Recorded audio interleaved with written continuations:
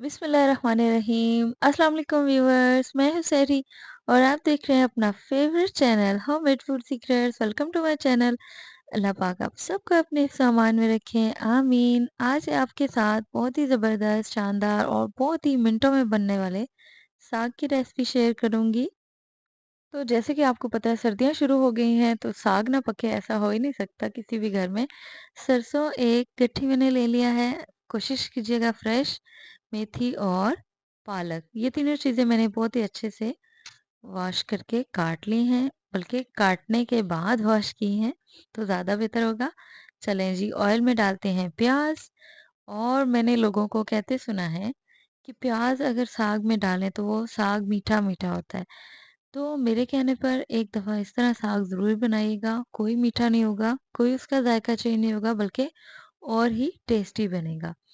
तो प्याज को बहुत ही अच्छे से हमने ब्राउन करना है, गोल्डन ब्राउन। थोड़ा सा तेज़ इसमें मैं ब्राउन करूँगी प्याज़ों को। तो चलें एक सीक्रेट इसमें ऐड करते हैं। अदरक, लहसुन और हरी मिर्च का पेस्ट 2 बड़े चम्मच मैंने इसमें डाल दिए हैं। देखिए प्याज कितने अच्छे से ब्राउन हुए हुए हैं। इसको थोड़ा सा ब्राउन करने के बाद इसमें थोड़े से मसाले ऐड होंगे, कोई टमाटर इसमें ऐड नहीं होंगे। तो हल्दी इसमें ऐड करते हैं आधा चम्मच। सुर्ख मिर्च इसमें 2 चम्मच ऐड होंगी और नमक हस्बे ज़रूरत, जितना आपको पसंद है, जितना तेज़ या कम आप रखना चाहते हैं उस तरह ऐड कर लेंगे नमक। और मैंने इसमें यहाँ पे नमक आधा चम्मच ऐड किया है, ठीक है। तो ये ऐड करने के बाद इसको थोड़ा सा भून लेंगे। बहुत तेज़ आंच पे हम इसको नहीं भूनेंगे वरना जो सुर्ख मिर्च है ना वो जल जाएगी। तो इसको हल्की आंच पे भूनने के बाद हम ऐड करेंगे साग। ये देखें बहुत ही फ्रेश मज़ेदार सा ये साग बनेगा आज।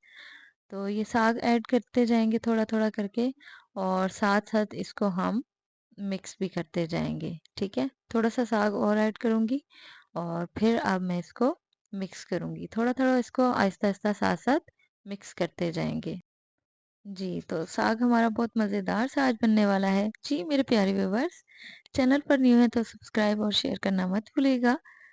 मेरी वीडियो कैसी लगती हैं कमेंट करके ज़रूर बताइएगा, ताकि मुझे पता चले मैं और अच्छी वीडियो आपके लिए बना सकूं।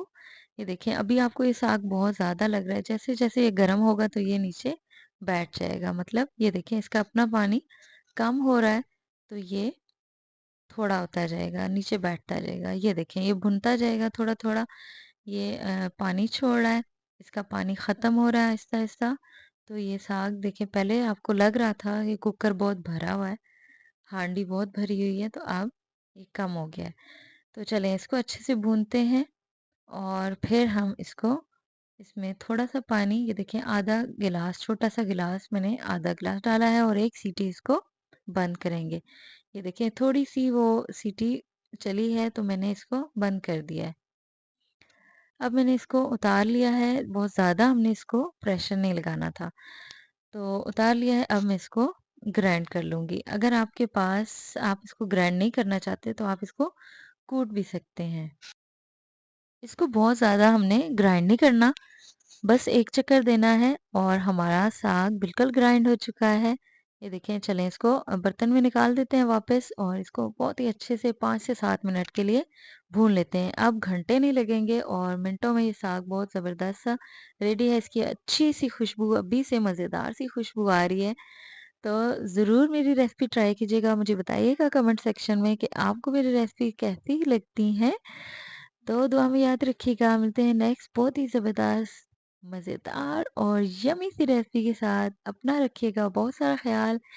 सैरी को इजाज़त दीजिए, मिलते हैं नेक्स्ट ज़बरदस्त सी यमी सी वीडियो के साथ। अल्लाह हाफ़िज़।